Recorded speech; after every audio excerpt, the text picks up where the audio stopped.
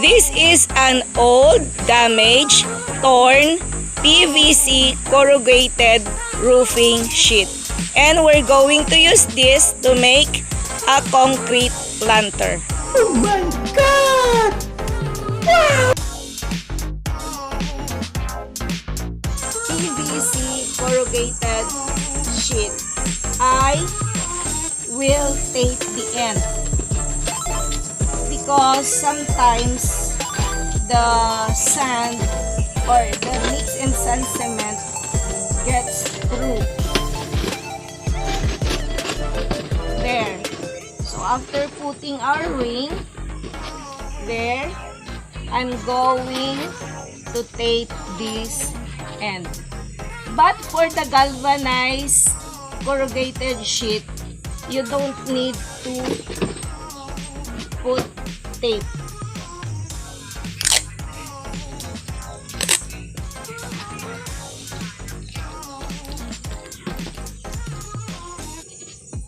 There, so we're going to join it together.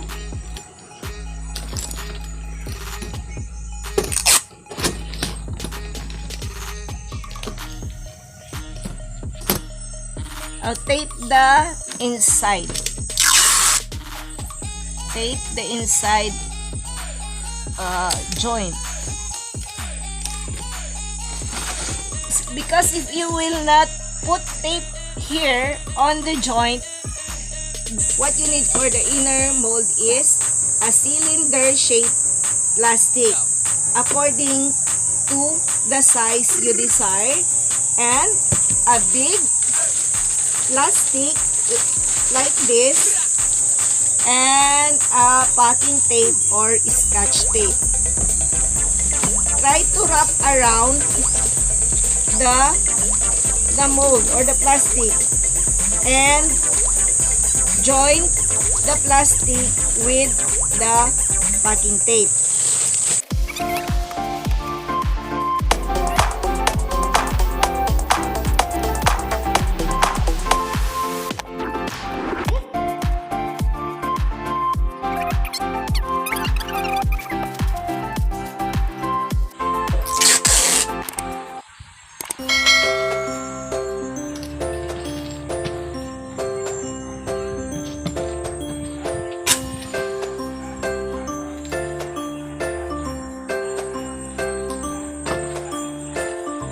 Then you can cut the plastic according to the height you desire or the height of your pot.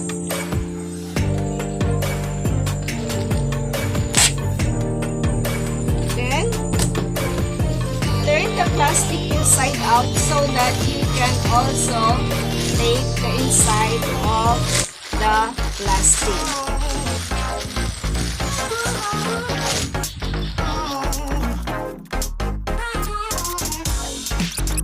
On the plastic mold. Join the end.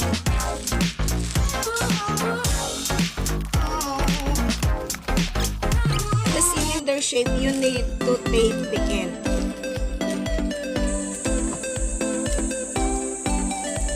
Tape the plastic together.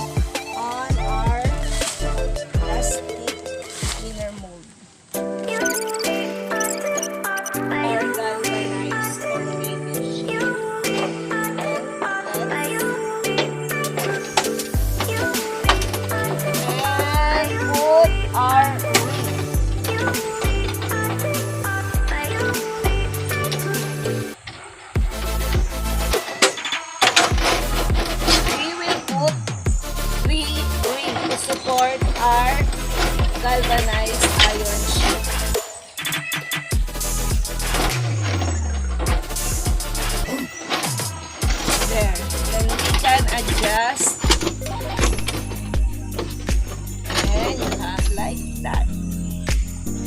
For a flat surface, I have here a tiles covered with plastic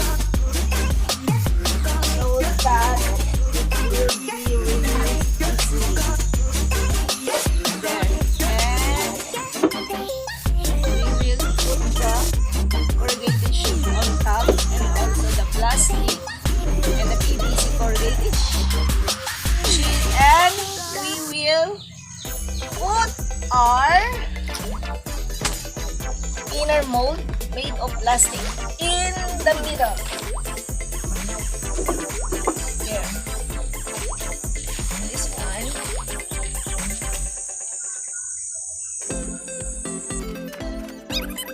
Now our mold is ready for the sand and cement mix. We're going to use 2:1 ratio. To use 2 parts sand and 1 part cement for this project. This is now our corrugated sheet with the plastic and sand as our inner mold. For our sand and cement mix.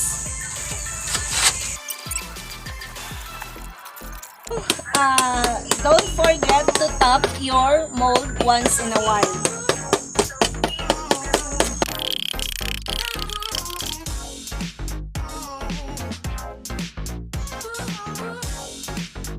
Now, let's just wait for it to dry. If you're not in a hurry, it's better if you let it dry overnight. But if you have many orders and you need to make more, after 4 hours, or you just touch the cement, if it's already hard, you can remove the inner mold or the sand and the ring. Okay, now let's remove the sand from our inner mold.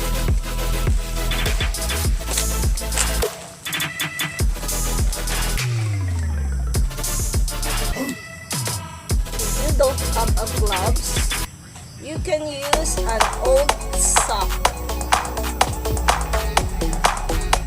because the sand is sharp.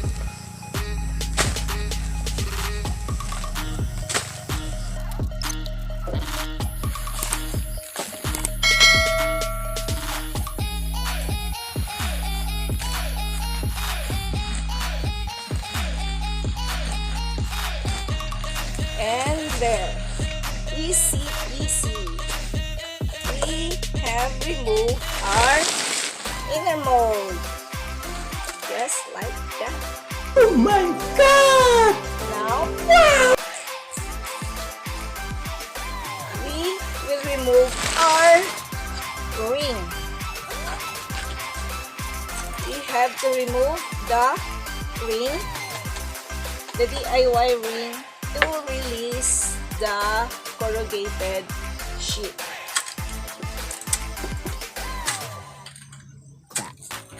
Okay, our second ring.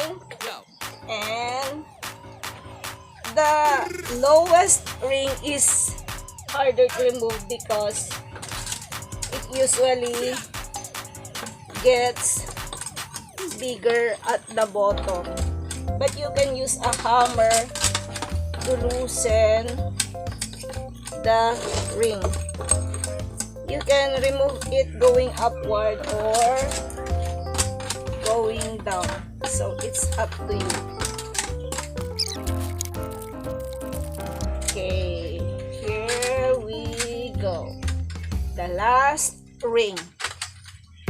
Okay, then the corrugated sheet will easily just there. We now have our corrugated design pot stand or plant stand. Now, the problem with this pouring technique, you will get holes like this. But if you want to make it smoother and flawless, You can mix a pure cement like this, watery consistency, and you'll just apply with a brush.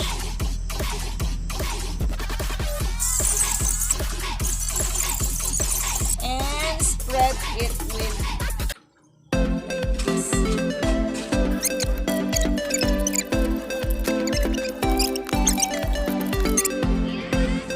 To make the DIY ring, we need two kinds of wire. The thin one and the thicker one. You can buy this at any hardware store.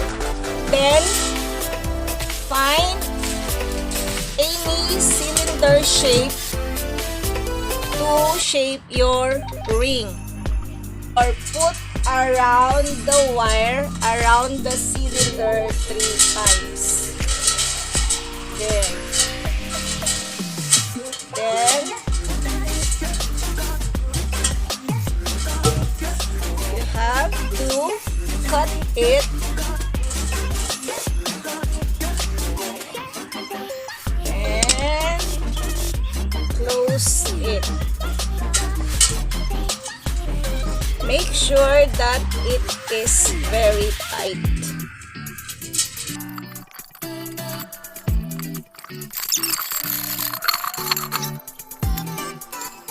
Okay.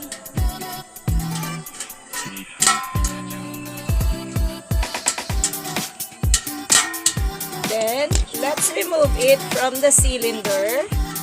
And then, we're going to use this thin wire to hold the three rings together.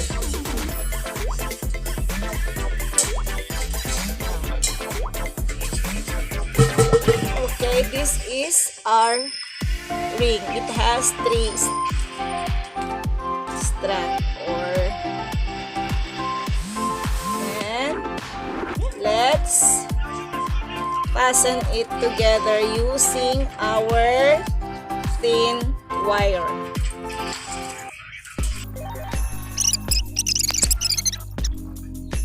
By putting the ring together, or the 3 rings together, we have a strong ring that will hold our corrugated sheet.